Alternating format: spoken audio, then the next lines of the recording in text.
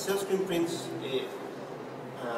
basically, I work with defined series, where I choose a group of images. At the booth here, I have 2010, a group of 2010, a group of 2011, and 2012. The first group, which Pablo was referring to, is composed by images that I took from a book about Chilean political and social posters from the late 60s and 70s. And I basically choose a piece of the poster that sort of the main graphic element. I remove the text and I print it on different color of papers with different inks. Sometimes I repeat the image, I turn it upside down. And basically my idea is to sort of create this new image that has a very rich and specific history, which is both personal and universal, the 60s and 70s movement, etc. And then part of the same group, I also found another book which is about psychedelia and about the late 60s in the States specifically. And it's a nice book, I think, because it's not sort of a revision of this time period. It actually was published in '68. I found it on the street too, so it's really it was a nice find.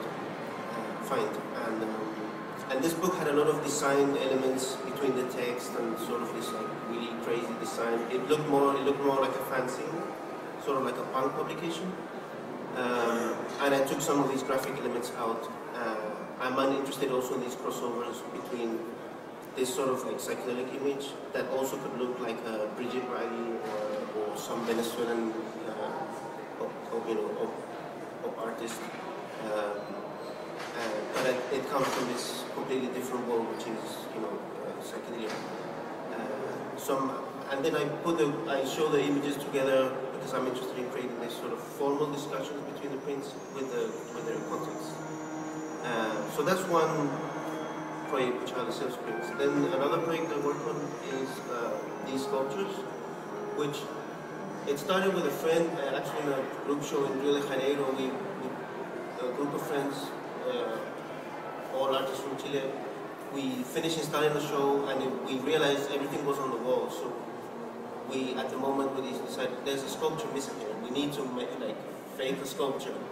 And because we were in Brazil and because of the history of modernism in Brazil, we said, let's make a modernist sculpture. So we did, just with wood and insulation tape, we built this sort of very fragile sculpture. Now this project has evolved, and sometimes I build sculptures, sometimes I also invite other people to build sculptures for me. It sort of it started very practically. For example, somebody invited me to participate in a show in China, and I couldn't travel, they didn't have money, so I said, look, just buy these sticks and make your own sort of fragile and failed modernist sculpture. And this can happen, with the people of the gallery, the parade to come participate, or friends, etc. And this is one of the last projects I did in Brooklyn in an off space, which was very nice because the person who runs the gallery also runs an after-school program with kids from the neighborhood. So I proposed to her to do the sculpture with the children, and they worked, I think, 2 or 3 days, and they had a lot of fun.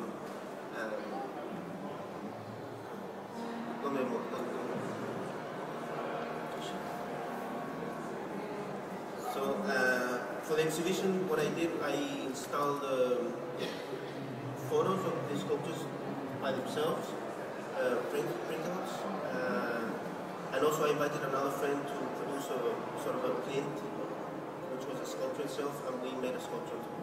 So it was sort of about collaborating with another artist, with the space, and with the structure of the space. They had this after-school program, and it was really fun that the kids made these sculptures, and we made a little book where you can see the sculptures by themselves and photos with the children. I only have one picture of the kids here, but it was really interesting how they posed with the sculpture, because they were like, well, the first kid there standing like super cool, and then the kid that did the sculpture sort of is in like a dance position, is following the sculpture, and so on. But basically, what I'm interested in this project is that how it's basically an idea that it can adapt to any place and any situation, and I sort of lose control, and I'm interested in losing control, not taking all the decisions myself. And then this is another project I've been working on for years. This is the latest version. It's for a show that's actually opening on Sunday with the same gallery that's presenting here in Zurich. And it's a project where I work with fabric, and I create these. I call them wall curtains because they look like curtains, but at the same time, I basically create spaces. I can sort of build a temporary space within the gallery space.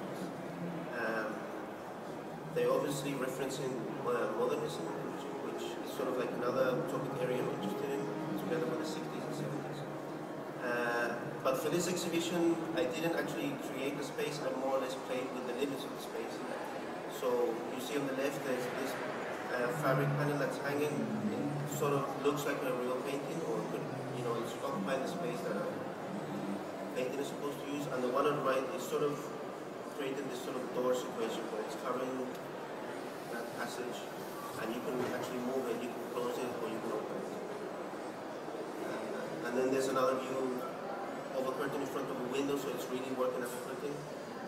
And that's it. The other important part of this is that I also invite sometimes other artists to collaborate with me, and the curtains are the sort of exhibition designed to show work of other artists. That's it. You had 8 seconds more last play.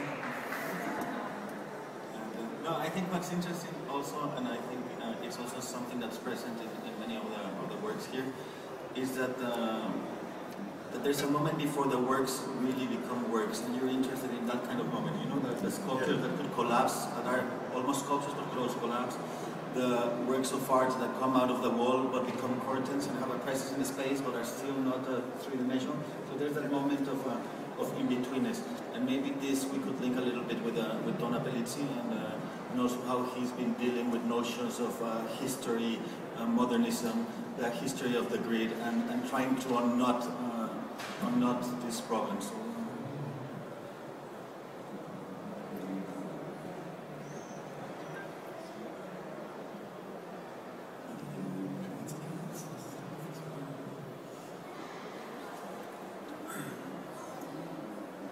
So I'm going to just talk about the project that I brought to the fair, and thank you, Pablo, for inviting us today.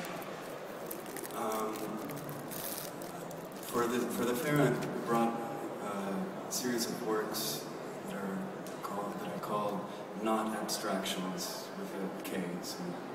And the idea behind this project really comes from,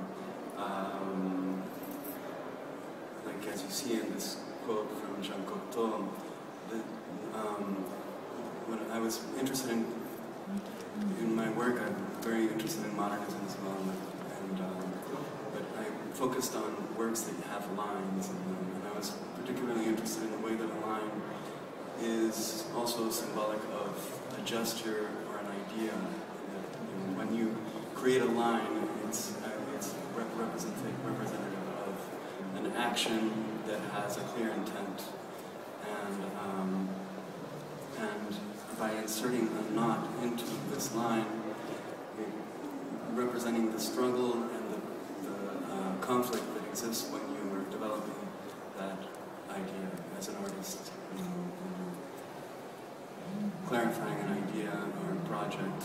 There's the moment where you have to work through and undo this Gordian knot, as Jean Cocteau describes it. And so this project is, in a lot of ways, for me, sort of very focused on wordplay and sort of like parsing the definitions of these words.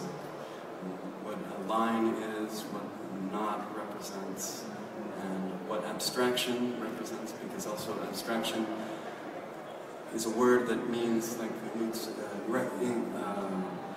implies removal, it's like moving away from. And figuration is a word that represents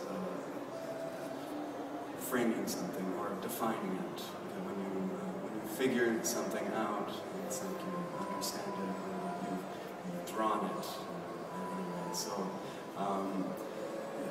and also by inserting these knots into these paintings, modernist paintings, they're going from abstraction to representation because they're reintroducing the figurative element into the painting anyway. So it becomes, again, negating the abstraction of it, in a sense. And, you know, I guess also what I liked about working with these works is that kind of, you know, the burden of art history on artists is in a sort of an interesting, problematic. Artists have to confront, like find a space, create a space for themselves within their sort of narrative line of history and relationship. And these works were made with, in collaboration actually with a sign painter in Mexico. And because I was interested in not being too precious about how the copy was made, but actually like allowed for some sort of translation that gave a little bit of distance to how it is that these were read and, you know, given, represented. So I asked him to work on miniatures that were sort of outside of his comfort zone. He's, you know, the sign painter is typically most comfortable painting on steel with enamel paints, and so once the miniature was made, then we would translate it into a larger scale oil enamel painting on steel and sign. So all the miniature is going to be translated into bigger. Yes. I'm curious also on how you decided how to construct your history of abstract painting. It's basically a Western European, North American history of paintings. I'm curious of how you confront yourself to it. Does it have to do with living in New York and how you read that history, or why, or were there other cases that you have included, or how is your interference coming within those histories? Right, yeah. I guess, yeah, I focused on the sort of canonical Western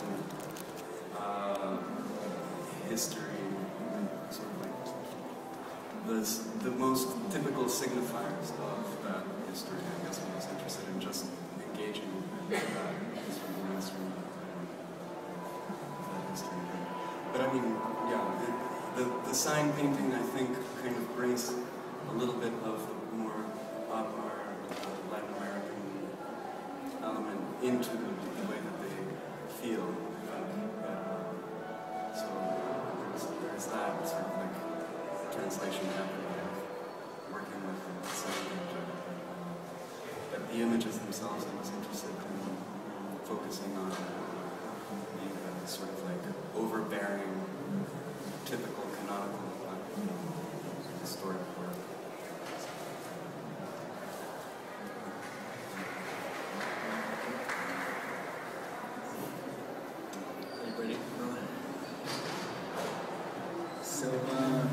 So we finished with Manuela, and maybe with this we'll